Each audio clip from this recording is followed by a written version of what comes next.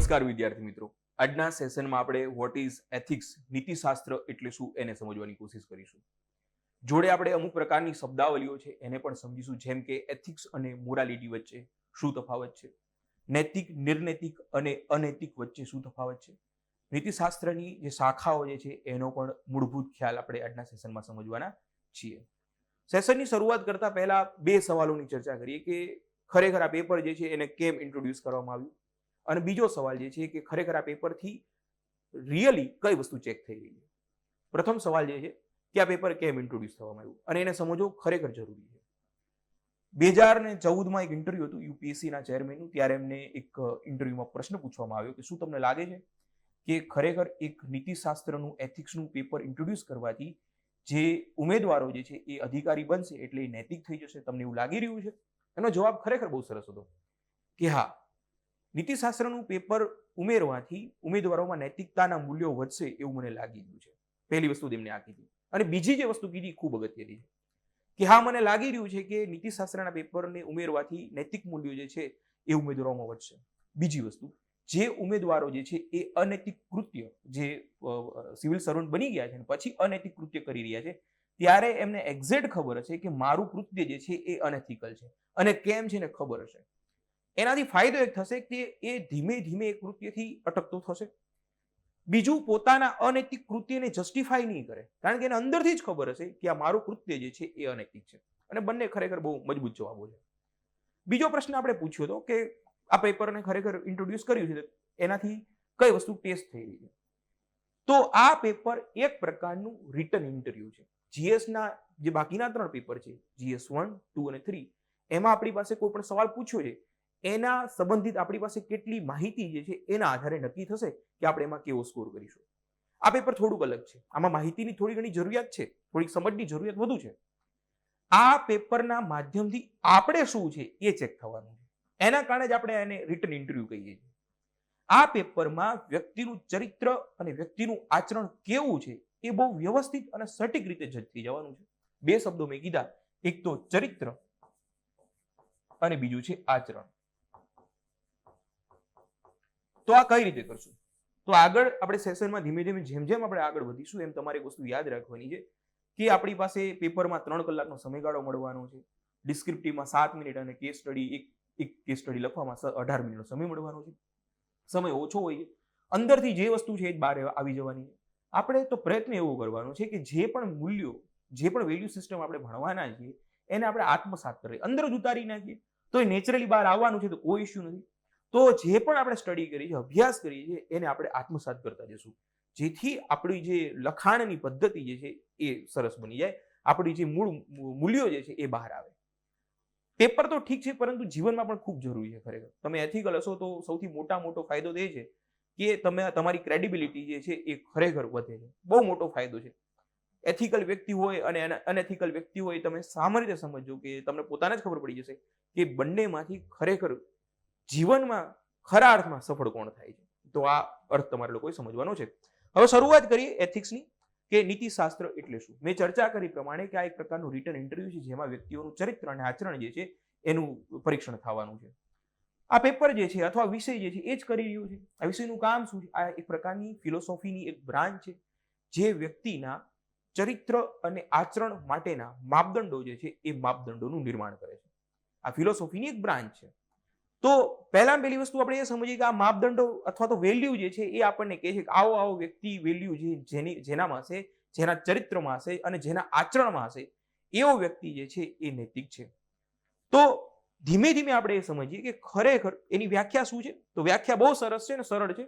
અલગ અલગ વ્યાખ્યાઓ હશે, કોઈ પણ વ્યાખ્યા તમે અપનાવી શકો છો. આ જીએસના બાકીના પેપર જેવું નથી તમને એક્ઝેક્ટ એ જ શબ્દો વાપરો. હા, જેટલું બને એટલું સટીક વાપરવાનો આપણે પ્રયત્ન કરીશું. કોઈ પણ વ્યાખ્યા વાપરો, પરંતુ તમારો મેસેજ જે છે, તમે જે કહેવા માંગો છો એ એક્ઝેક્ટ કન્વે થાય, એ પહોંચી જાય એવો તમારે લોકોએ પ્રયત્ન કરવાનો છે. એક વ્યાખ્યા છે સરસ મજાની કે નીતિશાસ્ત્ર એક નોર્મેટિવ આદર્શમૂલક વિજ્ઞાન છે જે વ્યક્તિના ચરિત્ર અને આચરણના માપદંડોનું નિર્માણ કરે છે. અહીં મેં એક શબ્દ વાપર્યો છે, વિજ્ઞાન છે. સામાન્ય રીતે વિષયોના 2 ભાગમાં વહેંચીએ છીએ, એક તો વિજ્ઞાન છે અને બીજું છે આર્ટ. આ એક પ્રકારનું વિજ્ઞાન છે. ફિલોસોફીની બ્રાન્ચ છે ને, એક વિજ્ઞાનનો જ ભાગ છે, પણ વિજ્ઞાનના પણ 2 ભાગમાં આપણે વહેંચીએ છીએ. અને જે આપણે સામાન્ય રીતે ભણતા આવ્યા છીએ, આપણે બાયોલોજી હોય, કેમિસ્ટ્રી હોય, ઝૂલોજી હોય, કોઈ પણ વિષય આપણે ભણીએ છીએ, તો એમાં આપણે ડિસ્ક્રિપ્ટિવ સાયન્સ ભણતા હોઈએ છીએ, જેમાં વોટ, વેર, વેન વગેરે સવાલોના જવાબો મળતા હોય છે. એક ઉદાહરણ સાથે સમજાવું તમને, પછી આપણે આ વિષયમાં આગળ વધીએ. જેમ કે આપણે બાયોલોજીની ચર્ચા કરી, તો બાયોલોજીમાં આપણે સેલ જે છે, ધારો કે આપણે બાયોલોજીમાં સેલની ચર્ચા કરી, તો સેલમાં આપણે શું સમજીએ છીએ કે વોટ ઇઝ સેલ? તો પહેલો સવાલ તો આપણે એ થતો હોય કે વોટ ઇઝ સેલ, તો એનો જવાબ બાયોલોજીમાં મળી રહ્યો છે કે સેલ એક પ્રકારનું સ્ટ્રક્ચર, મેમ્બ્રેન બાઉન્ડ સ્ટ્રક્ચર છે, જેમાં સાયટોપ્લાઝમા અને જેનેટિક મટીરિયલ હોય છે. આવું આપણે સામાન્ય એની વ્યાખ્યા આપણે કરતા હોઈએ છીએ. પછી આપણે એમ કહીએ કે ખરેખર એની શોધ ક્યારે થઈ, કે એની શોધ ખરેખર ક્યારે થઈ, તો આપણે શું કહીએ છીએ કે લગભગ 1665 એની શોધ થઈ, 1665 એની શોધ થઈ. પછી આપણે એવો સવાલ પૂછીએ કે કોણે કરી છે, તો રોબર્ટ હુક નામના વ્યક્તિએ એની શોધ કરી છે. તો તમે સામાન્ય રીતે જે ડિસ્ક્રિપ્ટિવ સાયન્સ છે એમાં આ પ્રકારના WH ક્વેશ્ચન આવતા હોય છે, વોટ, વેર, વેન વગેરે વગેરે વગેરે. પરંતુ વિજ્ઞાનની બીજી પણ એક શાખા છે જેનાથી આપણે એટલા બધા અવગત નથી, એ છે નોર્મેટિવ સાયન્સ. નોર્મેટિવ સાયન્સ એટલે કે આદર્શમૂલક વિજ્ઞાન, જે ખરેખર આદર્શ કેવા હોવા જોઈએ એની ચર્ચા કરે. હું ફરીવાર શબ્દ બોલું છું, તમે ફરીવાર એને સાંભળજો. આદર્શો કેવા હોવા જોઈએ એની ચર્ચા કરે છે. તમને સામાન્ય રીતે એક વસ્તુ ખબર પડી ગઈ છે, આપણે એક સ્લાઇડમાં પહોંચી જઈએ એટલે તમને લોકોને પિક્ચર ક્લિયર થાય કે વિજ્ઞાનની મહત્વપૂર્ણ રીતે બે શાખાઓ છે. એક તો છે ડિસ્ક્રિપ્ટિવ સાયન્સ અને બીજું છે નોર્મેટિવ સાયન્સ. ડિસ્ક્રિપ્ટિવ સાયન્સમાં શું છે એની ચર્ચા છે, શું છે એની ચર્ચા છે. જ્યારે નોર્મેટિવ સાયન્સમાં આપણને શું જોવા મળે છે, શું હોવું જોઈએ, શું હોવું જોઈએ. તો નોર્મેટિવ સાયન્સ અથવા તો નોર્મેટિવ સાયન્સનો એક ભાગ એટલે એથિક્સ આપણને એ ચર્ચા કરશે કે ખરેખર માપદંડો અથવા મૂલ્યો જે છે એ શું હોવા જોઈએ. અહીં આપણને એ જોવા મળશે કે કઈ વસ્તુ સાચી છે અને કઈ વસ્તુ ખોટી છે. એટલે અહીં આપણે યોગ્ય અને અયોગ્ય એનો ખ્યાલ આવશે. કઈ વસ્તુ સારી છે, કઈ વસ્તુ ખરાબ છે, કઈ વસ્તુ સાચી છે, કઈ વસ્તુ ખોટી છે, એની માહિતી આપણને આદર્શમૂલક વિજ્ઞાન જે છે એમાં જોવા મળશે. હજી પણ એક સ્લાઇડમાં મેં એક નાનકડી એવી વસ્તુ રાખી છે, કદાચ જોઈ તો યસ. ધારો કે અહીં મેં મૂક્યું છે, ધારો કે નોર્મેટિવ સાયન્સના પ્રકારો વાત કરી છે, તો નોર્મેટિવ સાયન્સમાં આપણને શું જોવા મળે છે કે શું હોવું જોઈએ, શું છે એ નહીં પરંતુ શું હોવું જોઈએ. જેમ કે એના પ્રકારોની વાત કરીએ, ધારો કે લોજિકમાં શું ચર્ચા કરે છે કે તર્ક કેવો હોવો જોઈએ. લોજિક જે છે એમાં ચર્ચા શું છે કે તર્ક ખરેખર કેવો હોવો જોઈએ. એસ્થેટિક પણ શું છે, નોર્મેટિવ સાયન્સ, એમાં શું કહે છે, સૌંદર્ય કેવું હોવું જોઈએ. એવી જ રીતે એથિક્સ શું કહે છે કે વ્યક્તિનું આચરણ અને ચરિત્ર કેવું હોવું જોઈએ. પછી એના જવાબો પણ આપશે કે એના માટે અલગ અલગ પ્રકારના, એ પછી કહેશે કે કઈ વસ્તુ યોગ્ય છે અને કઈ વસ્તુ યોગ્ય છે. એના માટે અલગ અલગ પ્રકારના મૂલ્યો આપણને જણાવશે.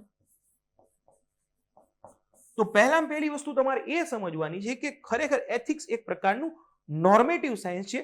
નોર્મેટિવ સાયન્સનું કામ શું છે, વોટ હ્યુમન્સ ઓટ ટુ બી, શું હોવું જોઈએ અથવા શું કરવું જોઈએ, એની માટે સાચી વસ્તુ કઈ છે એ આપણને નોર્મેટિવ સાયન્સમાં જોવા મળી રહ્યું છે, જેના અલગ અલગ પ્રકારો છે, જેમ કે લોજિક છે, એસ્થેટિક છે અને એથિક્સ છે. આટલી વસ્તુ તમને લોકોને ખબર પડી ગઈ હશે. તો ફરીવાર આપણે મૂળ સ્લાઇડ ઉપર આવી જઈએ. તો આપણું જે એથિક્સ છે, નીતિશાસ્ત્રનું પેપર છે, ફિલોસોફીની એક શાખા છે, જે આપણે જણાવે છે કે એક નોર્મેટિવ સાયન્સ છે, આદર્શમૂલક વિજ્ઞાન છે, જે વ્યક્તિના આચરણ અને એના ચરિત્ર જે છે એના માપદંડો છે એનું નિર્માણ કરે છે. આ માપદંડો શું છે? આ માપદંડો જ અલગ અલગ પ્રકારના મૂલ્યો છે. આપણે ધીમે ધીમે આગળ જતા એ પણ સમજીશું કે મૂલ્ય અને સદગુણ વચ્ચે શું તફાવત છે, વેલ્યુ અને વર્ચ્યુ વચ્ચેનો તફાવત પણ સમજવાનો છે. એ ક્યારે સમજીશું? જ્યારે તમને ખબર પડી જાય કે અચ્છા માપદંડોથી આપણી જે રમત જે છે એ ધીમે ધીમે આગળ વધવાની છે. તો પહેલી વસ્તુ તમે લોકો આટલી સમજી ગયા છો. હવે આપણે આગળ વધીએ. તો મેં વાત કરી પ્રમાણે કે નીતિશાસ્ત્ર એક પ્રકારનું નોર્મેટિવ આદર્શમૂલક વિજ્ઞાન છે, જે વ્યક્તિના ચરિત્ર અને આચરણ જે છે એનું નિર્માણ કરે છે. વિજ્ઞાનની બે શાખાઓમાં એક છે ડિસ્ક્રિપ્ટિવ અને બીજું છે નોર્મેટિવ, જે આપણને શું હોવું જોઈએ એની ચર્ચા કરે છે. આ બેઝિક તફાવત કીધો. હજી પણ આગળ થોડીક ચર્ચા કરી નાખીએ કે એથિક્સ વિષયની શાખાઓની ચર્ચા કરી નાખીએ. એટલું બધું અગત્યનું નથી, જેટલું જરૂરી છે એટલું હું તમને માહિતી આપી દઉં છું. એથિક્સની શાખાઓ જે છે એમ સામાન્ય રીતે એની 4 શાખાઓમાં એને વહેંચવામાં આવે છે. એક તો એથિક્સની છે નોર્મેટિવ, બીજી શાખા છે એપ્લાઇડ અને ત્રીજી શાખા છે એ મેટા એથિક્સ. નોર્મેટિવ સાયન્સનો ભાગ છે, તો એમાં એથિક્સનો પહેલો ભાગ જે છે એ છે નોર્મેટિવ. નોર્મ્સ બનાવે છે, આદર્શો બનાવે છે. અને શું કહે છે પહેલો ભાગ જે છે એ કહે છે, પ્રશ્ન વાંચો, એનાથી તમને લોકોને સમજાવીશ. શું ચોરી કરવી અયોગ્ય છે? અહીં પ્રશ્ન શું છે? શું ચોરી કરવી અયોગ્ય છે? એનો જવાબ જે છે એ આપણને નોર્મેટિવ સાયન્સમાં આપશે કે ચોરી કરવી યોગ્ય છે કે નહીં, યોગ્ય છે અથવા અયોગ્ય છે. એવી જ રીતે ધારો કે શાંતિ જે છે આ એટલે સામાન્ય રીતે તમારી પાસે એક મૂલ્યોનું નિર્માણ કરશે કે આ પ્રકારના મૂલ્યો છે. ધારો કે તમે ઈમાનદાર છો, તો શું ઈમાનદાર જે છે એ યોગ્ય છે? તો હા પાડશે. નોર્મેટિવ તમને કહેશે કે હા ઈમાનદારી જે છે એ યોગ્ય છે. ચોરી કરવી અયોગ્ય છે એ તમને ખરેખર નોર્મેટિવ સાયન્સ કહેશે, જે નોર્મ્સ બનાવી રહ્યા છે, જે શરૂઆતનું ફંડામેન્ટલ કામ કરી રહ્યા છે, જે તમારી માટેનો પાયો નિર્માણ કરી રહ્યા છે. એનાથી આગલું એક સ્વરૂપ જે છે એને આપણે એપ્લાઇડ એથિક્સ કહીએ છીએ. આ ક્યાં કામ લાગશે? આ ખરેખર તમને લોકોને કામ લાગશે તમારી કેસ સ્ટડીમાં.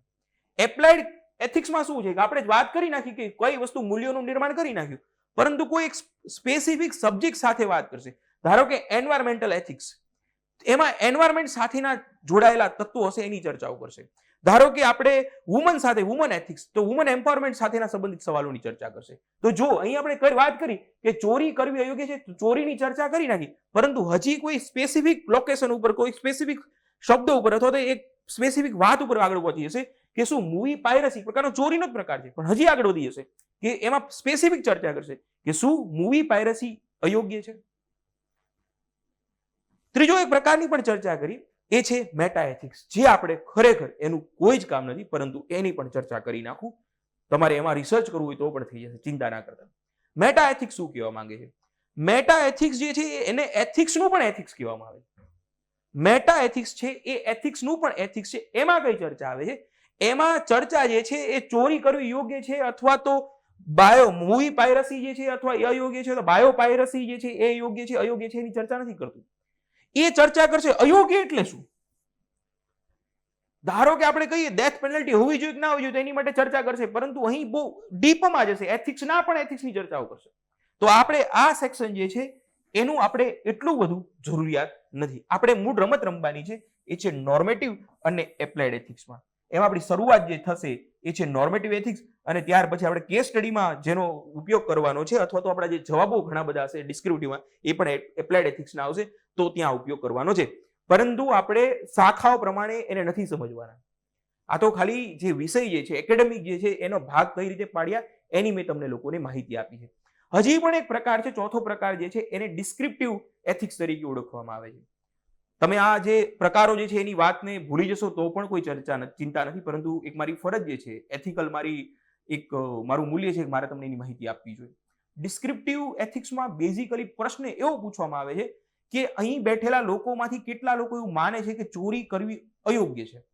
તો એ ડિસ્ક્રિપ્ટિવ એટલે સમાજમાં ખરેખર બેઝિકલી કેટલા લોકો માની રહ્યા છે એનું એક પ્રકારનું તારણ કાઢવા માટેની વસ્તુ છે. જે પૂછતા હોય, ધારો કે અહીં બેઠેલા 10 લોકોને પૂછે કે અહીં બેઠેલા લોકો જે છે, ધારો કે 100 લોકો પૂછશે શું ચોરી કરવી અયોગ્ય છે, તો અહીં એ વર્ગ જે પર્ટિક્યુલર એક ક્ષેત્ર હશે અથવા વર્ગ હશે ત્યાં તારણ કાઢવા માટે, ત્યાં નૈતિકતા કેવી છે એના માટેનું એક વિજ્ઞાન છે. પરંતુ આપણે ત્યાં પણ જવાનું નથી. મૂળ આપણું કામ કેટલું છે? મૂળ આપણું કામ છે નોર્મેટિવ એથિક્સ, જે આપણને કહેશે કે ખરેખર આદર્શો કેવા હોવા જોઈએ, વ્યક્તિનું ચરિત્ર કેવું હોવું જોઈએ, એનું આચરણ કેવું હોવું જોઈએ. એના આધારે એપ્લાઇડ એથિક્સ, હવે એનું આચરણ ને ચરિત્ર કેવું જોઈએ ખબર પડી ગઈ, બની ગયું છે. હવે એને ખરેખર લઈ જઈએ આપણે રિયલ સાયન્સમાં, એપ્લાઇડમાં લઈ જઈએ, એપ્લાઇડ સાયન્સમાં લઈ જઈએ અને કહીએ હવે ચલો એન્વાયરમેન્ટલ એથિક્સ છે, હવે ચર્ચા કરો અહીં તમારે શું કરવાનું છે. વુમનની સેફટી માટેનું એથિક્સ છે, હવે ચર્ચા કરો હવે આપણે શું કરવાનું છે. તો અહીં આ પ્રકારો જે છે એનો તફાવત આપણે સમજ્યા છીએ. તો હવે આપણે એક સ્ટેપ હજી આગળ વધીએ. આપણું પહેલું કામ શું હતું? પહેલું કામ હતું આપણે એથિક્સ જે છે એ નોર્મેટિવ સાયન્સ છે, એનું કામ શું છે, શું હોવું જોઈએ એની ચર્ચા આપણને નોર્મેટિવ આદર્શ મૂલક વિજ્ઞાનમાં જોવા મળે છે. એના અલગ અલગ પ્રકારોની ચર્ચા કરી, જેમાં આપણે બેઝિક સમજવા માટે કે એના એથિક્સના અલગ અલગ ટાઈપ્સ છે, પણ ચિંતા ના કરતા એનો સવાલ તમને લોકોને આવશે નહીં. ચલો આગળ મેં વાત કરી જે નોર્મેટિવ સાયન્સ છે એમાં એના પણ અલગ અલગ પ્રકારો, એમાં મૂળ ચર્ચા જે થાય છે વોટ હ્યુમન ઓટ ટુ બી, શું હોવું જોઈએ અથવા શું કરવું જોઈએ, શું છે એ નહીં પરંતુ શું હોવું જોઈએ એની ચર્ચા આપણને એથિક્સમાં જોવા મળશે. તો લોજિક છે તર્ક કેવો હોવો જોઈએ, એસ્થેટિક છે સૌંદર્ય કેવું હોવું જોઈએ, અને એથિક્સ છે આચરણ અને ચરિત્ર કેવું હોવું જોઈએ, એ આપણને અહીં માહિતી મળી રહી છે. હવે બીજો સવાલ છે કે ખરેખર કોઈ પણ કૃત્ય જે છે, કોઈ પણ કામ જે છે એ આપણે એથિકલ ક્યારે કહેશું? અને અહીંથી જ આપણી રમત શરૂઆત થાય છે. સૌથી કારણ કે આપણે આગળ જતા એથિકલ ઇસ્યુ અને એથિકલ ડાયલેમા જે છે આવા શબ્દોને સમજવાના છે. તો એ એથિકલ ઇસ્યુ અને એથિકલ ડાયલેમા સુધી પહોંચવા માટે પહેલામાં પહેલી વસ્તુ આપણે એ સમજીએ ખરેખર નૈતિક આપણે કોઈ પણ કૃત્યને જે એથિકલ કોઈ પણ કૃત્યને ક્યારે કહેશું. તો એક સામાન્ય એની વ્યાખ્યા છે, બહુ સરળ છે કે ખરેખર કોઈ પણ કૃત્ય જે છે કોઈ પણ કાર્ય જે છે એને એથિકલ ક્યારે કહેશું. અને અહીંથી આપણી સમજવાની જે છે એની શરૂઆત થાય છે. એક તો મેન્ડેટેડ બાય નેચર, પ્રકૃતિ દ્વારા એને સ્વીકૃતિ મળેલી હોવી જોઈએ. એક એક શબ્દને સમજજો. બીજી વસ્તુ છે એપ્રુવડ બાય સોસાયટી, સમાજ દ્વારા એને સ્વીકૃતિ મળેલી હોવી જોઈએ. આ શબ્દ જે છે એ તમારી માટે કી શબ્દ છે. અને ત્રીજો શબ્દ છે કે does not cause harm to anyone else, બીજા કોઈને નુકસાન કરતું ના હોવું જોઈએ. આ ત્રણ સવાલ તમારે સામાન્ય રીતે યાદ રાખી લેવાના છે. તો એક સરસ મજાની પુસ્તક છે, તમે લોકોએ જો ડીકે બાલાજી નામની પુસ્તક છે એમાંથી મેં આ લીધું છે. યુપીએસસી ના રેન્કર્સ હતા એમની પુસ્તક છે, ઇંગ્લિશ મીડિયમમાં બહુ સરસ છે. એમાંથી મેં આ કન્સેપ્ટ લીધેલો છે. હું ધીમે ધીમે તમને એ પણ કહેતો જઈશ કે મેં કન્સેપ્ટ કઈ કઈ જગ્યાએથી લીધેલા છે, જેથી તમને લોકોને ખબર પડે કે આ કન્સેપ્ટ આપણે એનો મૂળભૂત સ્ત્રોત કયો છે. તો આ કન્સેપ્ટ જે છે મેં ડીકે બાલાજીમાંથી લીધો છે. અને બીજો જે છે એ પતંજલિ આઈએસ, જેનો એક ફિલોસોફી ઓપ્શનલ માટે ખૂબ જ પ્રખ્યાત ફેકલ્ટી છે, જેમનું ઓપ્શનલ ફિલોસોફીનું જ કામ છે, એવા અમિત કુમાર સિંહ જે છે એમાંથી પણ એક કન્સેપ્ટ લીધેલો છે. તો કયું કૃત્ય નૈતિક કહેવાય એના માટે બે કન્સેપ્ટ મેં અહીં યુઝ કર્યા છે. એક તો ડીકે બાલાજી અને પતંજલિ આઈએસ નું, જેમાં એ મૂળ રીતે ફિલોસોફી ઓપ્શનલ માટેની આખી એક સંસ્થા છે, એમના પ્રાધ્યાપક છે. તો ખરેખર કોઈ પણ કૃત્ય જે છે એને એથિકલ ક્યારે કહેવાય, એક ડીકે બાલાજી વાળો કન્સેપ્ટ આપણે સમજીશું. ત્યાર પછી આપણે અમિત કુમાર સિંહ જે છે એમનો પણ કન્સેપ્ટ સમજીશું. બંને કન્સેપ્ટ તમને લોકોને મજા આવશે.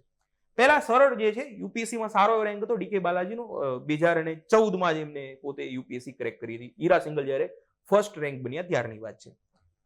તો કોઈ પણ કૃત્ય એથિકલ ત્યારે કહેવાય જ્યારે એને નેચર દ્વારા જે છે એ સ્વીકૃત હોવું જોઈએ, સમાજ દ્વારા જે છે એ સ્વીકૃતિ હોવી જોઈએ અને કોઈને નુકસાન ના જવું જોઈએ. તો સામાન્ય રીતે આપણે શું કરવાનું, કોઈ પણ જગ્યાએ બહુ સામાન્ય રીતે આપણે કોઈ પણ કૃત્ય થઈ રહ્યું છે એનો જવાબ લેવો હોય તો શું કરાય, કે કોઈ પણ એક્શન છે, કોઈ પણ કોર્સ ઓફ એક્શન જે છે એ એથિકલ છે કે નહીં, કઈ રીતે તપાસ કરશું.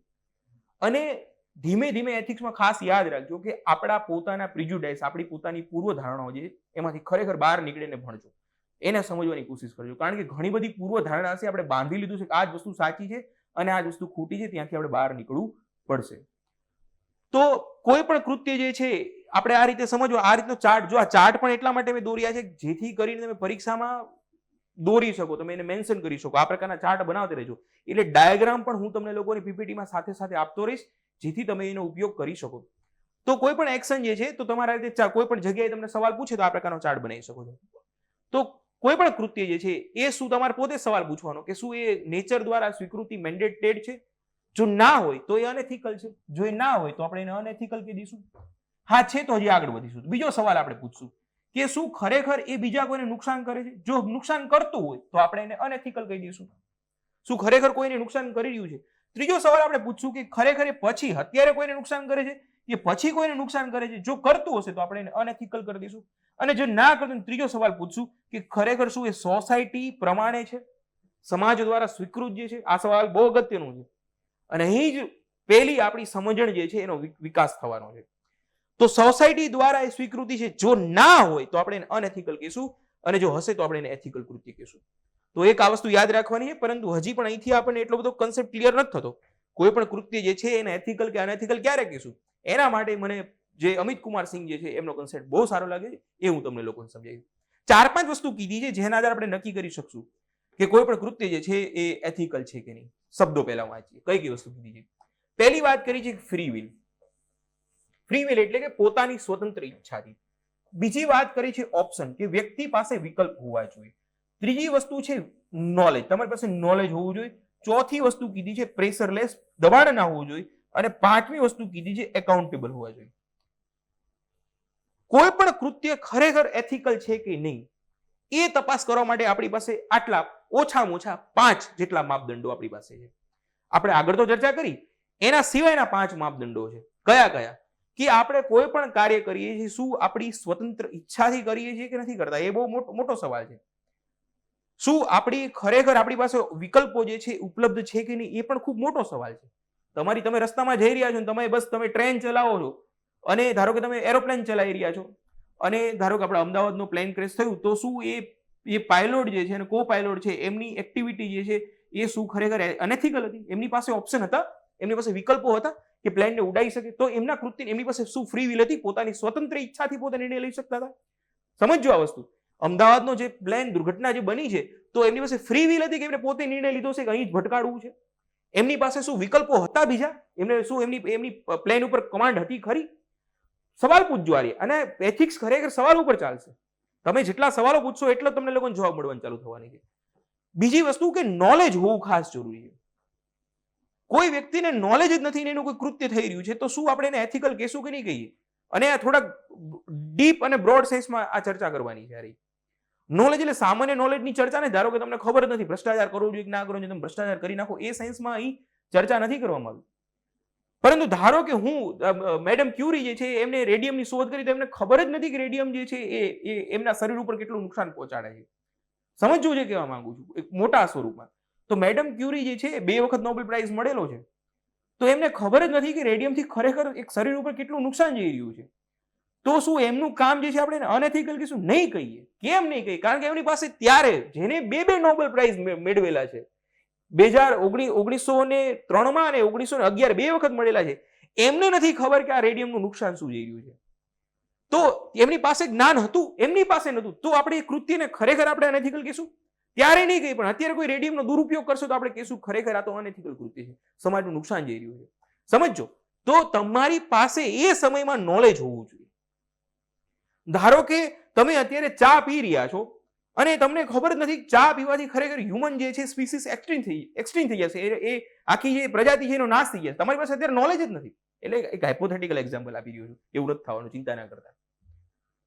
તો ત્યારે આપણે ના કહી શકીએ કે આ કૃત્ય જે છે એ અનએથિકલ છે. શબ્દને સમજજો. બીજી વસ્તુ છે પ્રેશરાઇઝ. તમારી ઉપર કોઈ બંદૂક રાખે છે માથા ઉપર ને કે હવે તારે પોતે આ કરવાનું છે, પ્લેન હાઈજેક થાય છે ત્યારે શું છે એ પર પ્રેશર જ એટલું બધું થઈ રહ્યું છે. એને કીધું તારે આટલું કામ કરવાનું છે, નકે તને મારી નાખશું, તારા પરિવારને મારી નાખશું. એની પાસે કોઈ ઓપ્શન જ ના વધવા દીધો અથવા કોઈકના હાથ બાંધી દીધા છે અને કીધું હવે પૂછીએ કે આ પાયલોટ જે છે એની એ જવાબદાર છે. તો આપણે કહેશું કે ખરેખર એ જે છે એ જવાબદાર છે, એ નૈતિક છે કે અનૈતિક? તો આપણે નહીં કહીએ. ત્યારે તમે એક વસ્તુ જોજો, આપણે બધી જગ્યાએ નાના નાના ઉદાહરણો આપતા જઈએ. બીજું છે એકાઉન્ટેબલ. હાલમાં થોડાક સમય પહેલા, મને સ્થળ એક્ઝેક્ટ યાદ નથી, તમે પોતે સર્ચ કરજો. એક શાળા જે છે એ શાળામાં પડતું હતું, બધા પોપડાઓ પડતા હતા અને વિદ્યાર્થીઓ આવીને શિક્ષકોને કીધું કે ખરેખર પડી રહ્યા છે કે પોપડાઓ, શું કરશું? તો શિક્ષકોએ કીધું કે આપણે વાત કરેલી છે, ગામ લોકોએ પણ વાત કરી ઉપરના અધિકારીઓ સુધી, પણ એ જે શાળા જે છે એનું મરમ્મત ના થઈને, એને વ્યવસ્થિત એની સમારકામ ના થયું, એ શાળા પડી ગઈ. ઘણા બધા બાળકો મૃત્યુ પામ્યા. સરકારનું સ્ટેપ શું હતું કે જે પણ શિક્ષકો હતા, જે પણ 4-5 શિક્ષકો હતા, બધાને સસ્પેન્ડ કરી નાખ્યા.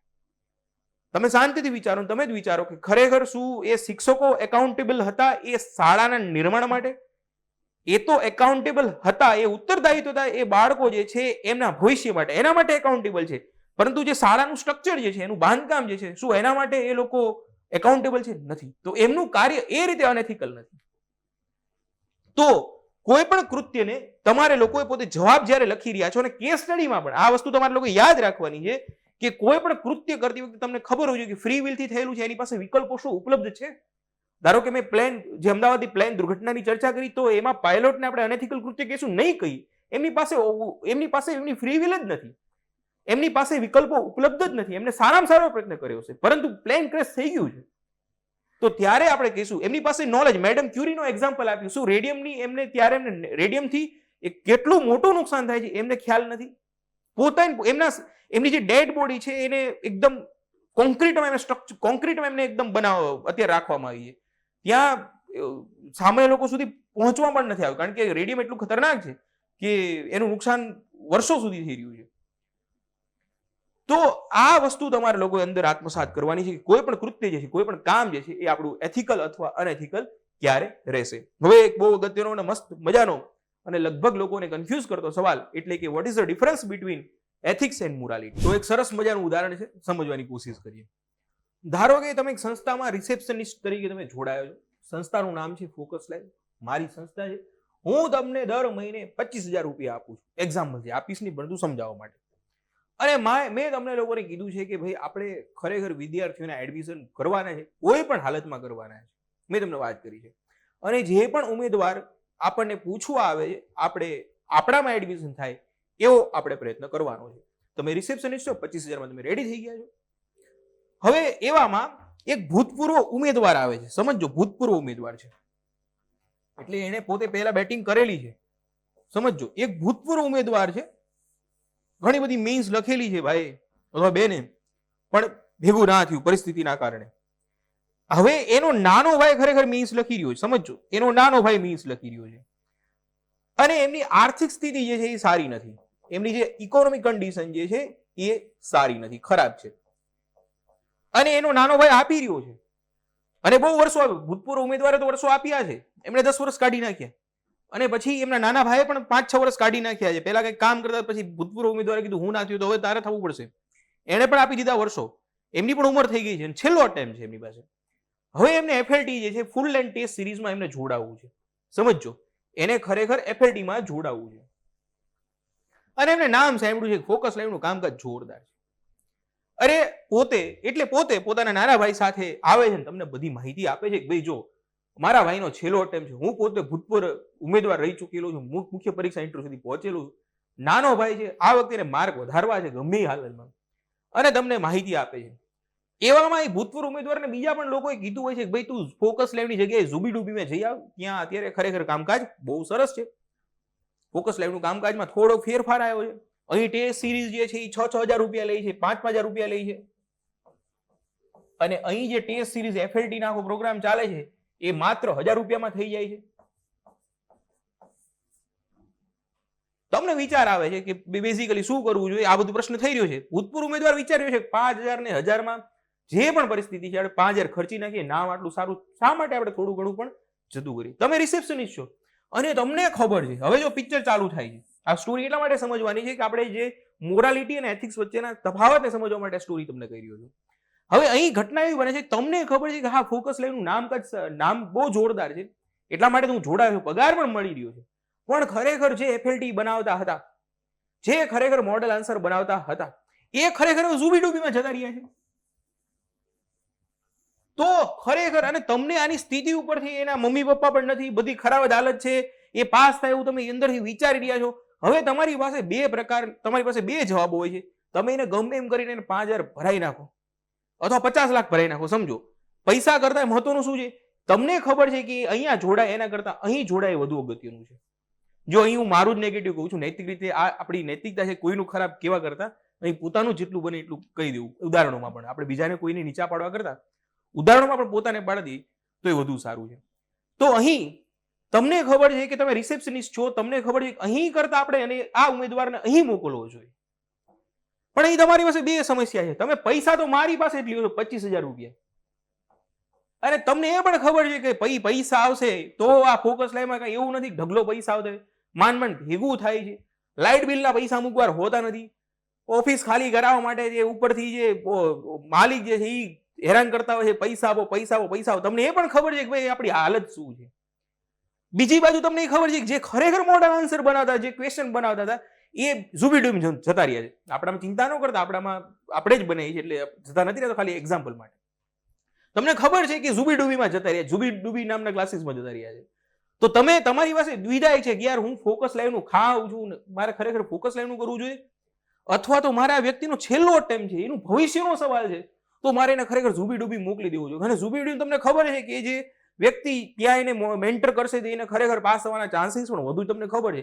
અને અહીં નવો એક વ્યક્તિ આવ્યો છે જે પોતે એમનામ ગમે એમ કરીને ઘુસાડી દીધો છે સગાવાલાના નામ ઉપર, પરિવારના નામ ઉપર, ધારો કે મારો નાનો ભાઈને બેસાડી દીધો છે, નહીં પણ એક્ઝામ્પલ આપું છું, અને બનાવી રહ્યો છે, કઈ એને ખબર નથી પડતી. તમને એવું થાય કે આના હિત માટે આ કરવું જોઈએ. તમારી પાસે બે દ્વિધાઓ છે, ખરેખર તમારે આ કરવું જોઈએ કે આ કરવું જોઈએ. તો આપણે આ સ્ટોરીને અહીંયા જ રાખીએ અને ફરીવાર આપણે જે સ્ટોરી છે એને યાદ રાખજો અને ફરીવાર આપણે પહોંચીએ કે ખરેખર મોરાલિટી અને એથિક્સ વચ્ચે શું તફાવત છે. સાદી રીતે સમજવાનો કોશિશ કરીશું. સમજો, વ્યાખ્યા કરતા પણ જનરલી વાત કરી નાખી. પહેલા બહુ સરળ રીતે સમજવાની કોશિશ કરું, અંદર ઉતારજો. આપણે શરૂઆતમાં જેની વ્યાખ્યા જોઈ, ફરીવાર વ્યાખ્યા સુધી પહોંચાડું છું અને સમજવાની કોશિશ કરું. મેં વ્યાખ્યા અંદર લખી છે કે નીતિશાસ્ત્ર એક પ્રકારનું નોર્મેટિવ આદર્શમૂલક વિજ્ઞાન છે જે વ્યક્તિના ચરિત્ર એટલે કે એનું કેરેક્ટર અને એના આચરણ જે છે એનું કંડક્ટ જે છે એના માપદંડોનું નિર્માણ કરે છે. મતલબ કે અલગ અલગ પ્રકારની વેલ્યુ તમને લોકોને શીખડાવે છે. તો અલગ અલગ પ્રકારના મૂલ્યો હશે, અમુક પ્રકારના તમારી માટે નિયમો બનાવ્યા હશે, વગેરે વગેરે વસ્તુઓ હશે જેને આપણે એથિક્સ કહીએ છીએ. કઈ રીતે બનશે, કોણ બનાવશે? સવાલ બહુ અગત્યનો સૌથી પહેલો છે સવાલ કે ખરેખર આ માપદંડો બનાવશે કોણ? ભલે નીતિશાસ્ત્ર બનાવે પણ કોણ બનાવશે અને આપણે ક્યાંથી લેવાના છે? તો આપણે પછી આગળ ધીમે ધીમે મેં તમને ચર્ચાઓ કરી હતી, એમાં એક શબ્દ આવ્યો હતો, ક્યાંક ને ક્યાંક તમે જોયું છે કે એપ્રુવડ બાય સોસાયટી. અહીં અટકવાનું હતું અને સમજવાનું હતું કે કેમ સોસાયટી શબ્દ કેમ અગત્યનો છે. સોસાયટી શબ્દ એટલા માટે અગત્યનો છે કે ખરેખર નીતિશાસ્ત્ર એક પ્રકારના સેટ ઓફ પ્રિન્સિપલ્સ છે, અમુક પ્રકારના નિયમો છે, અમુક પ્રકારના એક પ્રકારના તમારી પાસે વેલ્યુ સિસ્ટમ છે, બનાવી છે, સેટ ઓફ પ્રકારના પ્રિન્સિપલ્સ છે. એ બનાવી છે કોણ? એ સોસાયટીએ બનાવી છે. એ સોસાયટી પ્રમાણે પરિવર્તન પણ થતી રહે. અર્થ સમજો, એટલે કે નીતિશાસ્ત્ર જે આપણું એથિક્સ છે એ કદાચ આ સોસાયટીમાં અલગ હોઈ શકે છે અને બીજી સોસાયટી એટલે સમાજના અર્થમાં કહી રહ્યું છું, એ બીજી સોસાયટીમાં ખોટું હોઈ શકે છે. એક નાનકડા અર્થથી હજી સમજવાની કોશિશ કરીએ. નીતિશાસ્ત્ર એટલે એવું નથી, આમ શબ્દ તમે ઘણીવાર સાંભળ્યો હશે કે નીતિશાસ્ત્ર જે છે એના જે મૂલ્યો જે છે હંમેશા એ યુનિવર્સલ હોય છે. અને એવું કેમ લખેલું હોય છે પણ કહું છું ને, એ આપણે એ અર્થમાં નથી લેવાનું બધી જગ્યાએ કોમન હશે. વિશ્વમાં બધી જગ્યાએ નીતિશાસ્ત્ર સરખું હશે નહીં, રિલેટિવ ટર્મ્સ છે. ધારો કે નોનવેજ ખાવું એ અમુક સમાજ માટે એ નૈતિક હશે અને અમુક સમાજ માટે એ અનૈતિક હશે. આ તમને લાગી રહ્યું છે? વિચારજો, આ ખરેખર સોસાયટી સાથે જોડાયેલો વિષય છે. તો સોસાયટી અથવા તો સમાજ જે છે એ પોતાના મૂલ્યો અને સેટ જે છે, પ્રિન્સિપલ જે છે એનું નિર્માણ કરે છે. તો દરેક સમાજ પ્રમાણે અલગ અલગ મૂલ્યો હોઈ શકે છે, પરંતુ અમુક મૂલ્યો એવા છે જે કોઈ પણ સમાજમાં સમાન હોય છે. ધારો કે સત્ય બોલવું જોઈએ, તો કોઈ સમાજમાં કોઈ એવું નહીં કે હા નહીં બોલતા વસ્તુ અલગ છે, પણ કોઈ પણ સમાજ હશે, ધારો કે અમેરિકામાં પણ જે તું જે છે એ એક પ્રકારની વેલ્યુ હશે જ, એ પણ સમાજે સ્વીકાર્યું છે ખરેખર સત્ય બોલવું જોઈએ. એ ભારતમાં પણ સ્વીકાર્યું હશે, એ ખરેખર અંદોમાન નિકોબારના ટાપુઓમાં પણ સ્વીકાર્યું હશે, એ આફ્રિકામાં પણ સ્વીકાર્યું હશે. તો અમુક મૂલ્યો એવા હશે કે જે યુનિવર્સલી સાર્વત્રિક રીતે તમામ લોકોએ સ્વીકાર્યા હશે, પરંતુ અમુક મૂલ્યો જે છે એ સોસાયટી પ્રમાણે પરિવર્તિત થતા રહેતા હશે. રિલેટિવ અમુક પ્રકારના મૂલ્યો હશે.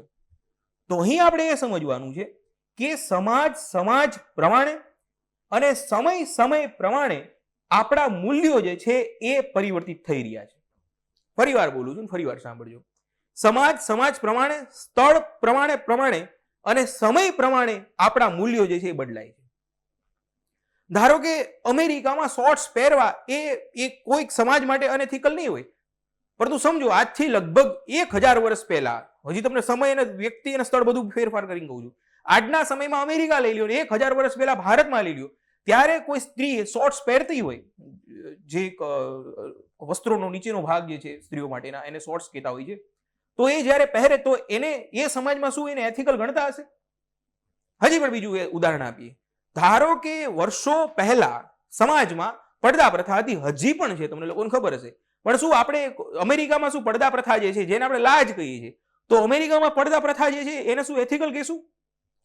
પરંતુ અહીંયા કોઈક સમાજમાં એને એથિકલ કહી શકાશે. સમજો, હું પર્ટિક્યુલર સમાજના અર્થમાં લઈ રહ્યો છું, પરંતુ આપણે જે ભણવાનું છે, આપણે જે અભ્યાસ કરવાનો છે, થોડાક બૃહદ અર્થમાં, થોડાક મોટા સ્વરૂપમાં લેવાનો છે. આ તો તમને લોકોને કોન્ટેક્ટ સમજાવવા માટે કે એથિક્સ જે છે એ સોસાયટી પ્રમાણે અલગ પણ હોઈ શકે છે, પરંતુ મોટા ભાગે એવા મૂલ્યો હશે જે સામાન્ય રીતે બધી જગ્યાએ સાર્વત્રિક રીતે સ્વીકારવામાં આવતા. સત્ય બોલવું જોઈએ, ઓનેસ્ટી રાખવી જોઈએ, ઈમાનદારી રાખવી જોઈએ, ઇન્ટિગ્રિટી રાખવી જોઈએ, સત્યનિષ્ઠા તમારામાં હોવી જોઈએ. તો આ બધા મૂલ્યો એવા છે કે કોઈ પણ સોસાયટીમાં પરિવર્તિત થશે નહીં. તો એથિક્સ જે છે એ સેટ ઓફ પ્રિન્સિપલ જે છે, અને સેટ કોણે કર્યા છે? એ સોસાયટી દ્વારા નિર્મિત થયેલા છે. ફરીવાર વ્યાખ્યામાં આવીએ, એકની જગ્યાએ તમને લોકોને પહેલા હું રાખીશ એક જગ્યાએ, જેથી તમે કન્સેપ્ટ જે છે એને આત્મસાત કરી શકો. તો નીતિશાસ્ત્ર કયા નોર્મેટિવ અને આદર્શમૂલક વિજ્ઞાન છે જે વ્યક્તિના ચરિત્ર અને આચરણના માપદંડોનું નિર્માણ કરે છે. તો વ્યક્તિનું ચરિત્ર અને આચરણ કેવું હોવું જોઈએ એ સમાજ નક્કી કરશે, એ સોસાયટી નક્કી કરશે, અને સોસાયટી જે છે મોટા અર્થમાં સોસાયટી જે છે એના દ્વારા નિર્મિત થયેલું હશે. તો પહેલી વસ્તુ આપણે આ સમજી ગયા કે ખરેખર એથિક્સ જે છે એ સોસાયટી દ્વારા નિર્મિત થયેલું છે. હજી આપણે આગળ પહોંચીએ તો મોરલ અને એથિક્સ વચ્ચે બેઝિકલી તફાવત શું છે? મેં જે તમને સ્ટોરી કીધી એમાં તમને જે કન્ફ્યુઝન થઈ રહ્યું છે, તમે વ્યક્તિ તરીકે તમને જે કન્ફ્યુઝન થઈ રહ્યું, ઉદાહરણ દ્વારા સમજીએ પછી આપણે ટર્મિનોલોજી પ્રમાણે સમજીએ. તમને ખરેખર તમે પોતે તમને અંદરથી એવું લાગી રહ્યું છે કે ખરેખર આનું હિત કરવું જોઈએ અને તમે એને ઝૂબીડૂબીમાં મોકલી રહ્યા છો વ્યક્તિને, તો તમે મોરલી કરેક્ટ છો. તમારા વ્યક્તિગત મૂલ્યો જે છે એના ઉપર તમે ચાલી રહ્યા છો. ફરીવાર બોલું છું, ફરીવાર સાંભળજો. તમે તમારા વ્યક્તિગત મૂલ્યો જે છે, પર્સનલ મૂલ્યો જે છે, વ્યક્તિગત મૂલ્યો પર ચાલી રહ્યા છો, એ પ્રમાણે તમે મોરલી કરેક્ટ છો. અહીં આ ઘટનામાં તમે જો ઝૂબીડૂબીમાં મોકલો છો તો તમે મોરલી કરેક્ટ છો, પરંતુ તમે એથિકલી ઇનકરેક્ટ છો. તમે અનએથિકલ એક્ટિવિટી કરેલી છે. કેમ? કારણ કે તમારું એથિક્સ જે છે એ અહીં જોડાયેલું છે. આ એક પ્રકારની સોસાયટી સમજો. તમારું પોતાનું તમારી જે બિઝનેસ એથિક્સ છે એ તમારું કઈ રહ્યું છે. આપણે એથિક્સના પ્રકારો પણ સમજવાના છે. તમારું બિઝનેસ એથિક્સ કઈ રહ્યું છે કે તમારા સંસ્થાના લાભ માટે કાર્ય કરવું જોઈએ.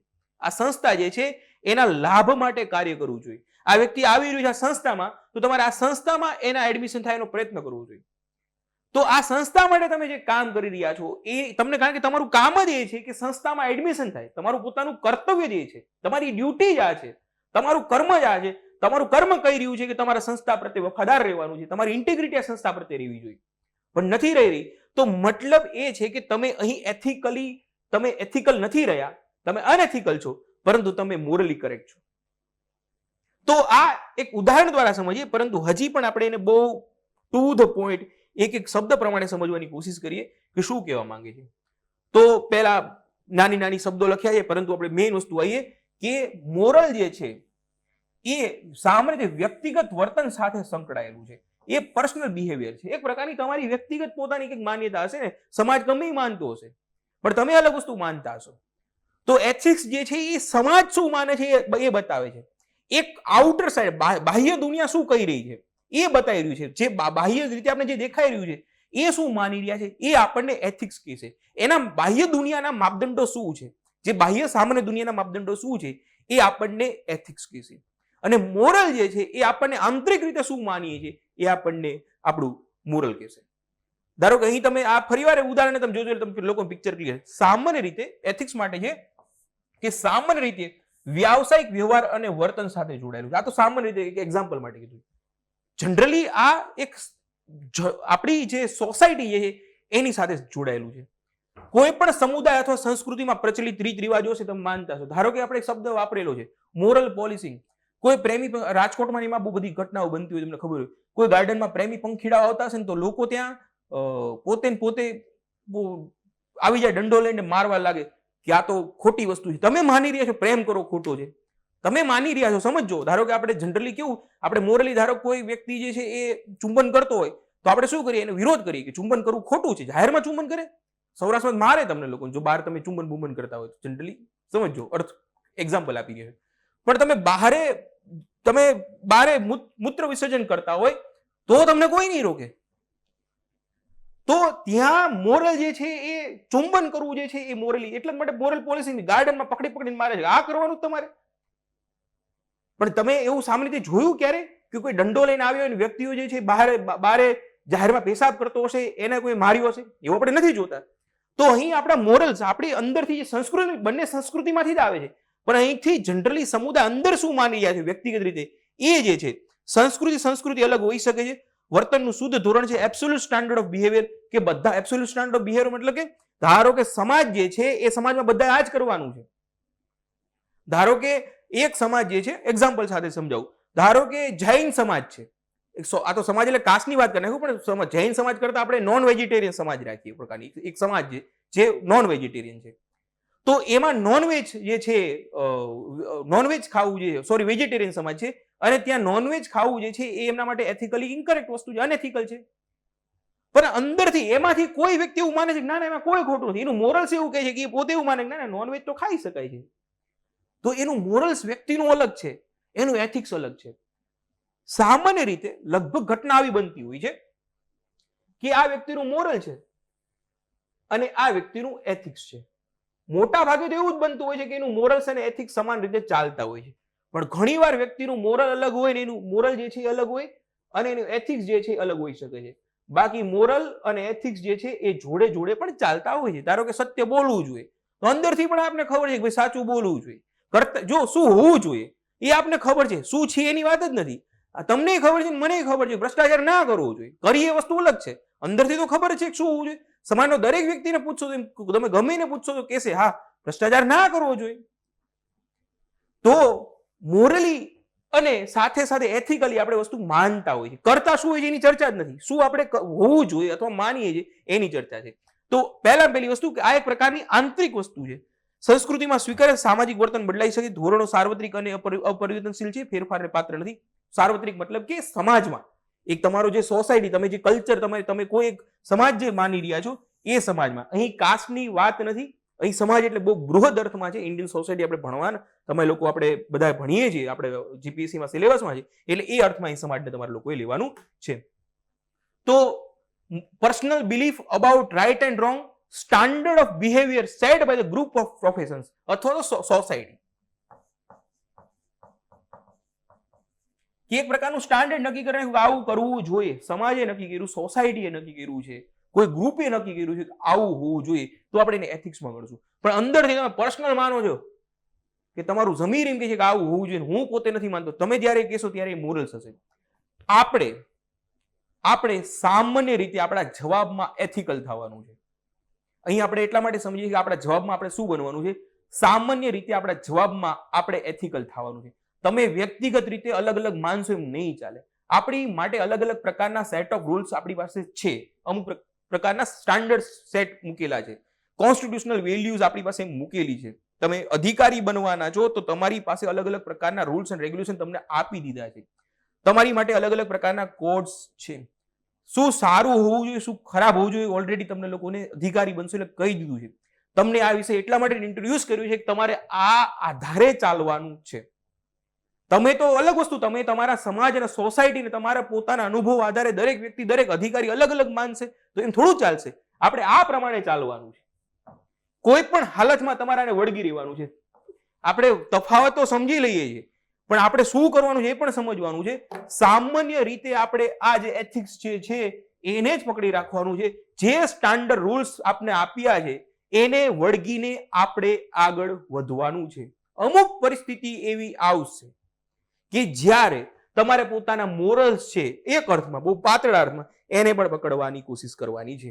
અંતરાત્માનો અવાજ જ્યારે આપણે આવશે ત્યારે તમારે એનો ઉપયોગ કરવાનો છે. શું છે અંતરાત્માનો અવાજ એ પણ ધીમે ધીમે આપણે સમજવાના છીએ. તો આટલી વસ્તુ તમારી માટે થઈ ગઈ. હવે બાકીના 3 શબ્દોને પણ સમજી લે. એક શબ્દ છે નૈતિક, બીજું છે નિર્નૈતિક અને એક છે અનૈતિક. તો નૈતિક, નિર્નૈતિક અને અનૈતિક વચ્ચેના તફાવતને પણ સમજી લઈએ. મેં તમને લોકોને સમજાવ્યું હતું કે કોઈ પણ કૃત્ય જે છે એ નૈતિક ક્યારે કહેવાય. ધારો કે તમારી પાસે ફ્રી વિલ છે, ઓપ્શન છે, નોલેજ છે, પ્રેશર છે, પ્રેશરલેસ છે, એકાઉન્ટેબલ છે. બીજું સાથે સાથે કીધું નેચર દ્વારા મેન્ડેટ થયેલું છે. કોઈને નુકસાન સામાન્ય રીતે, શબ્દ સમજો, સામાન્ય રીતે કોઈને નુકસાન નથી પહોંચાડી રહ્યું ને, જે અંદર સ્ટેક હોલ્ડર્સ નથી ને નુકસાન નથી પહોંચાડી રહ્યું ને, અને સોસાયટી દ્વારા પોતે સોસાયટી પ્રમાણે છે ને, તો આપણે એવા કૃત્યને સમજો, એવા કૃત્યને આપણે સામાન્ય રીતે આપણે એને મોરલ એક્ટિવિટી કહેશું, નૈતિક કૃત્ય કહેવાના છીએ. બીજી વસ્તુ કે જે કૃત્યો જે છે એ પ્રમાણે નથી ચાલતા, આપણે એને અનૈતિક કહેવાના છીએ. અમુક કૃત્યો એવા છે કે જે મોરલ સ્ટાન્ડર્ડ પ્રમાણે આપણે એની ચર્ચા જ નહીં કરવાની આવે. ધારો કે હું પોતે પાણી પીવું છું, તો કોઈ એવું કહેશે કે તમે પાણી પીવો છો તો તારું એક્ટિવિટી જે છે એ મોરલ એક્ટિવિટી થઈ રહી, તું નૈતિક છે? નહીં થાય. ધારો કે તમે પોતે ચાલવા જાઓ છો, તમને કોઈ કહેશે કે ભાઈ તું અનએથિકલ કામ કરે છે, તારે હાલવાનું જ હોય ને, સવારના પોરમાં કોઈ હાલવા જાય, બીજા બધા ડિમોટિવેટ થઈ જાય, એમ ન ચાલે ને. તો એવા જે કૃત્ય જે છે જેમાં મોરલ્સ, જે સેટ ઓફ રૂલ્સ છે, પ્રિન્સિપલ્સ છે, વેલ્યુ સાથે એનો કોઈ લેવા દેવા નથી, એને આપણે શેમાં રાખશું? એને આપણે નિર્નૈતિકમાં રાખવાના છીએ. જે તમારા હાથમાં જ નથી એ પ્રમાણે તમારે ચાલવાનું, જે તમારા કંટ્રોલમાં જ નથી, કે તમે એમાં એને મોરાલિટી સાથે કોઈ લેવા દેવા જ નથી, એને કોઈ પણ તમે એવું નહીં કહી શકો નિર્નૈતિક છો, એને નૈતિક અથવા અનૈતિક નહીં કહી શકાય. ધારો કે તમારે જોઈ રહ્યા છો, મારો લેક્ચર જોઈ રહ્યા છો, તમને કોઈ આવીને કે તમે પછી કોઈક નહીં જોયું હું કેવું નૈતિક કામ કરી રહ્યું છું, તમારું કાર્ય નૈતિક નથી, તમને કોઈક આવીને કે તું શું યાર અનએથિકલ કામ કરે, વિડીયો જોવાના હોય તો તમારું કૃત્ય જે છે એથિકલ અને અનએથિકલ નથી. હા, તમે એવા વિડીયો જોતા હોય જે સમાજને નુકસાન પહોંચાડી રહ્યા છે, જે ખરેખર એનો ઈરાદો ખરાબ છે, તો એ અનએથિકલ કહેવાય. પણ તમે તો જનરલી આપણે તમે મારો વિડીયો જોવો છો એ એથિકલ અથવા અનએથિકલ મને થતું. દરેક વસ્તુ તમે ધીમે ધીમે જોશો કે પરિસ્થિતિ જે છે દરેક વસ્તુ સબ્જેક્ટિવ છે કે અત્યારે કયો વિડીયો જોવો છો એ મેટર કરી રહ્યું છે. તો આવા નાના નાના શબ્દો જે છે એને સમજવાના છે. ઓકે, હજી એક નાનકડી વાત આપણે કરીને આપણા જે સેશન જે છે એ એથિક્સ, વોટ ઇઝ એથિક્સ, એને આપણે પૂર્ણ કરવાના છે. તો મેં વાત કરી પ્રમાણે કે એથિક્સ જે છે એ ફિલોસોફીની એક બ્રાન્ચ છે. ફિલોસોફીની બ્રાન્ચ છે અને સાથે સાથે સાયન્સ છે. સાયન્સની સામાન્ય રીતે બે શાખાઓમાં આપણે વહેંચીએ છીએ. એક છે ડિસ્ક્રિપ્ટિવ સાયન્સ, જેમાં વોટ, વેર, વેન વગેરે વગેરેની ચર્ચા થતી હોય છે. બીજું છે નોર્મેટિવ સાયન્સ, જે શું હોવું જોઈએ એની ચર્ચા કરે. લોજિકમાં એવું કહે છે કે તર્ક કેવો હોવો જોઈએ, વોટ ઓટ ટુ બી. એસ્થેટિકમાં કહેશે કે સૌંદર્ય કેવું હોવું જોઈએ. એવી જ રીતે એથિક્સમાં કહેશે કે આદર્શો કેવા હોવા જોઈએ. એક પ્રકારના નોટ્સ બનાવે છે, શું હોવું જોઈએ એની ચર્ચા કરી રહ્યા છે. એમાંથી એક આપણું એથિક્સ છે. એથિક્સ જે છે એમાં પણ ખાસ કરીને આપણે એ સમજ્યા કે એમાં મૂળ એનું કામ શું છે. તો એનું કામ છે આદર્શો બનાવવા અને એ આદર્શોનો ઉપયોગ કરો. બે વસ્તુ જનરલી આપણે જોવા મળે છે. એટલે કે એક તો આદર્શો બનાવવા, એક તો કેરેક્ટરને બિલ્ડ કરવું, અને કેરેક્ટરને બિલ્ડ કરીને એને એપ્લાઇડ સેન્સમાં લઈ જવું, એને કંડક્ટ જે છે એનું આચરણ જે છે એમાં ઉપયોગ કરવું. તો એક ચરિત્રનું કામ છે ને કે આચરણનું કામ છે. તો બેઝિકલી ચરિત્રનું કામ જે છે એમાં પણ આપણે ભાગ પાડીએ છીએ કે એનું કેરેક્ટર અને એનું કંડક્ટ બે ભાગમાં આપણે વહેંચીએ છીએ. અને એનો ઉપયોગ કરવા માટે આપણે એપ્લાઇડમાં આવી ગયા છે. અહીંયા મેં થોડા અલગ રીતે કહી દીધું. તો અહીં બે શબ્દો એ સમજવાના છે કે તમારું કેરેક્ટર માટે આપણે અલગ એથિક્સ ભણવાના છે. અલગ અલગ પ્રકારના વર્ચ્યુ સમજો. વેલ્યુ કરતા અલગ શબ્દ છે વર્ચ્યુ. વર્ચ્યુનો અર્થ થાય છે સદગુણ. વેલ્યુ વસ્તુ અલગ છે અને સદગુણ વસ્તુ અલગ છે. બંનેના તફાવતને પણ આપણે આગલા સેશનમાં સમજવાના છીએ. અત્યારે પહેલા આપણે અહીં સુધી સમજીએ. કંડક્ટ એથિક્સમાં બે ભાગ છે, સર્વિસ એથિક્સ અને બિઝનેસ એથિક્સ. થોડીક નાનકડી એવી સર્વિસ એથિક્સ અને બિઝનેસ એથિક્સ ની ચર્ચા કરી નાખું. કંડક્ટ એથિક્સના નાનકડા ભાગ છે. પરીક્ષા માટે એ ભાગ પાડવાની આપણે જરૂરિયાત નથી, પરંતુ એક ઉદાહરણ માટે, એક નાનકડી એવી સમજણ માટે આપણે આ બેને સમજી લઈએ. ધારો કે એક સર્વિસ છે,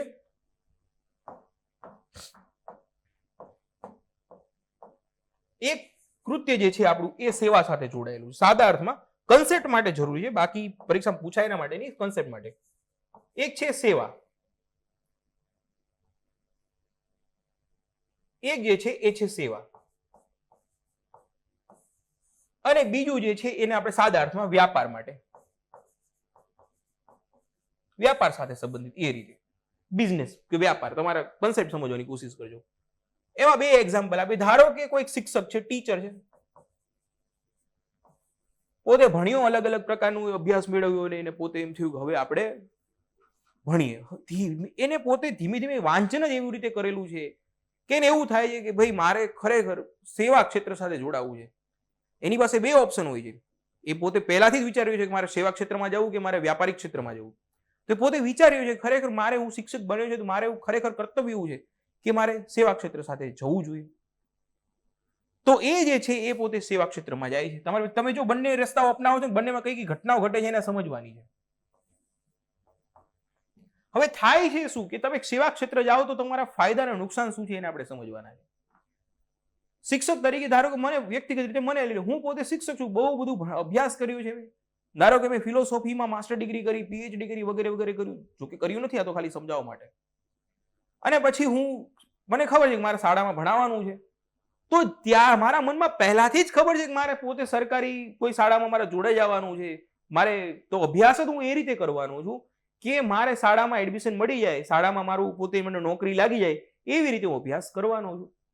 તો અહીં તમે વિચારશો કે મને ખબર છે કે અહીં મને પગાર જે મળવાનો છે એ ધારો કે 10,000 મળવાનો છે. તો સામાન્ય ઘટના કેવી બનશે? મારી પાસે ઇકોનોમિક રીતે કોઈ મોટિવેશન છુપાયેલું નથી. બીજી વસ્તુ એ સ્પર્ધા પણ નથી. એક તો આર્થિક રીતે જે મોટિવેશન જે છે એ છુપાયેલું નથી. ઇકોનોમિક રીતે મને એટલું બધું કઈ ફાયદો, ઇકોનોમિક જે મોટિવેશન છે એ મારી પાસે છુપાયેલું નથી. બીજી વસ્તુ અહીં છુપાયેલી શું છે? અહીં કોમ્પિટિશન નથી, સ્પર્ધા નથી. સ્પર્ધા નથી, શું થઈ રહ્યું છે? હું નવા સંશોધનો નથી કરી રહ્યો, હું ફિલોસોફી નવું વાંચી નથી રહ્યો, નવું સંશોધન નથી કરી રહ્યો, અને નવું સંશોધન હું નથી કરી રહ્યો. તો અહીં જે બાળકો ભણી રહ્યા છે એને નુકસાન થઈ રહ્યું છે.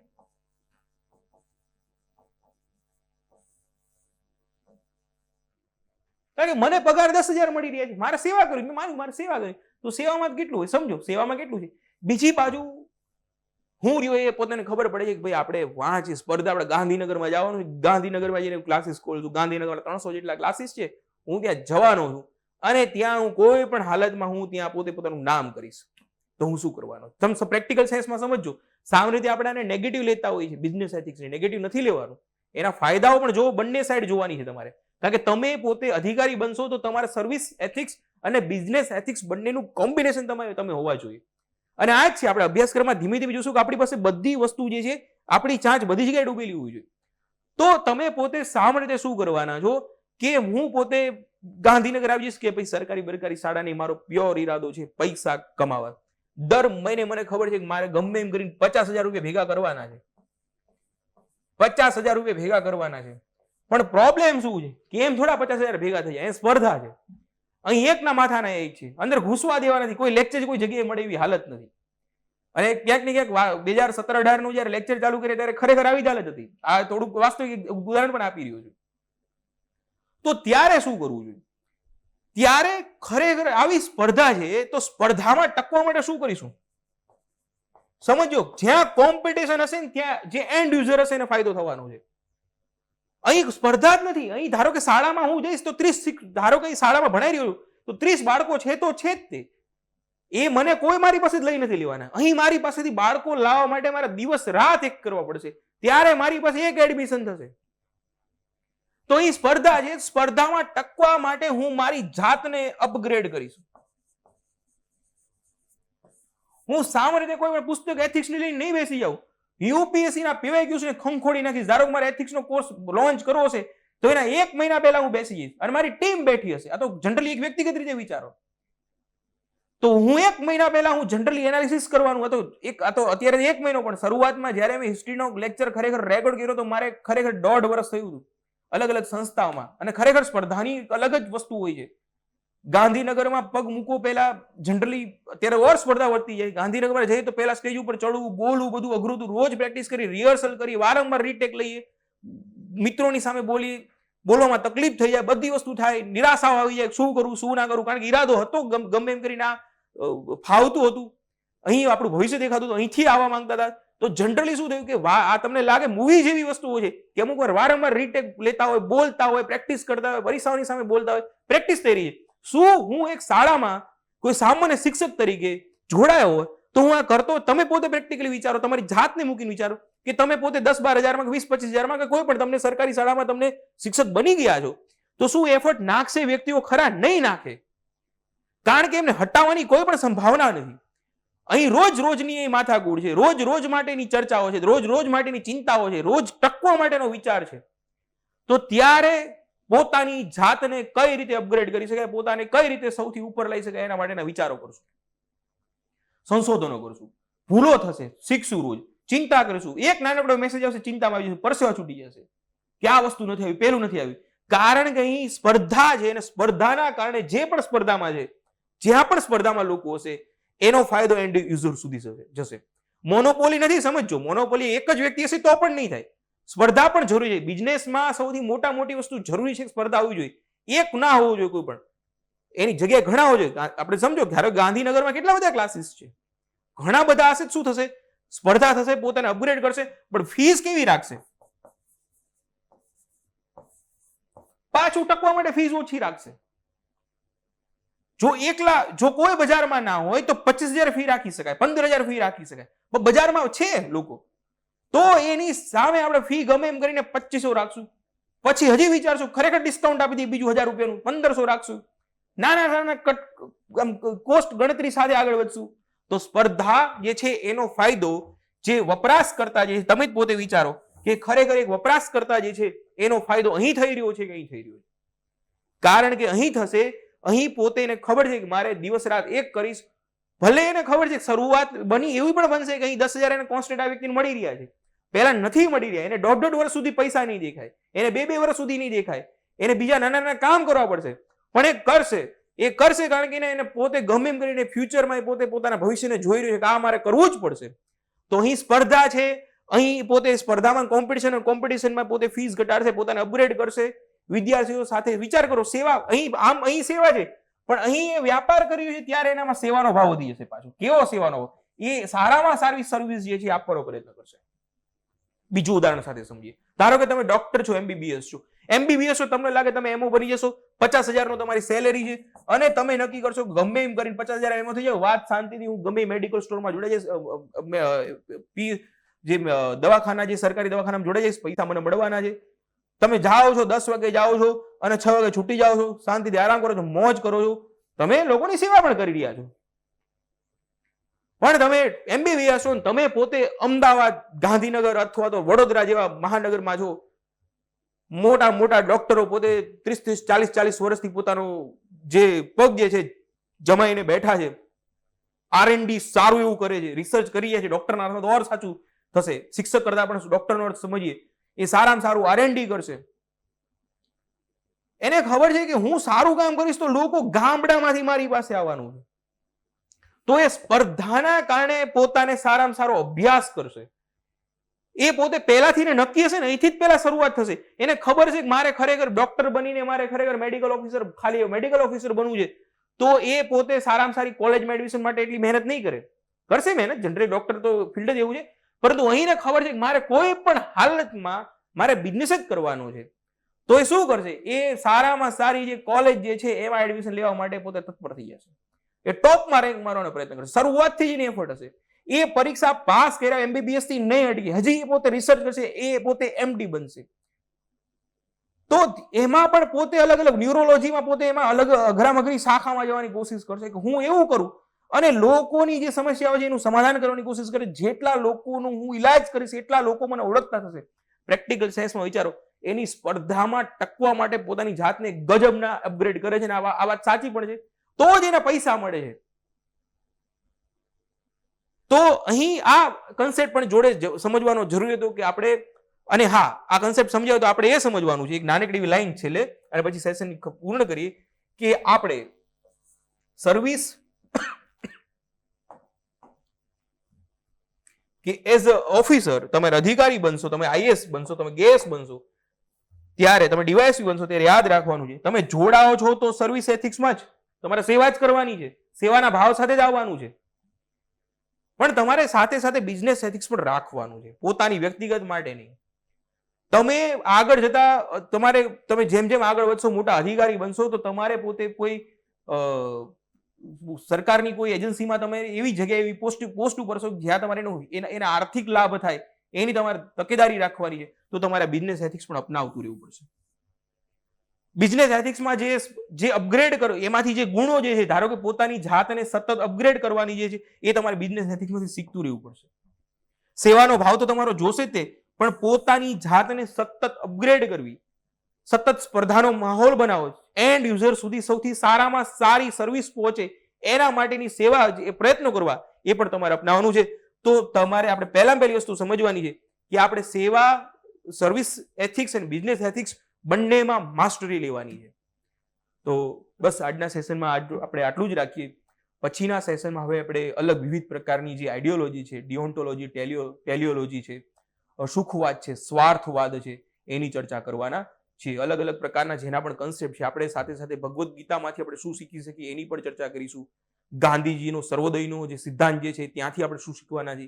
આવી અલગ અલગ પ્રકારની આપણે વિચારધારા જે એથિક્સ સાથે જોડાયેલી છે એને બહુ ડિટેલમાં સમજવાની કોશિશ કરીશું. તો આજનો સેશન વિદ્યાર્થી મિત્રો આપણે પૂર્ણ કરીએ. ધન્યવાદ.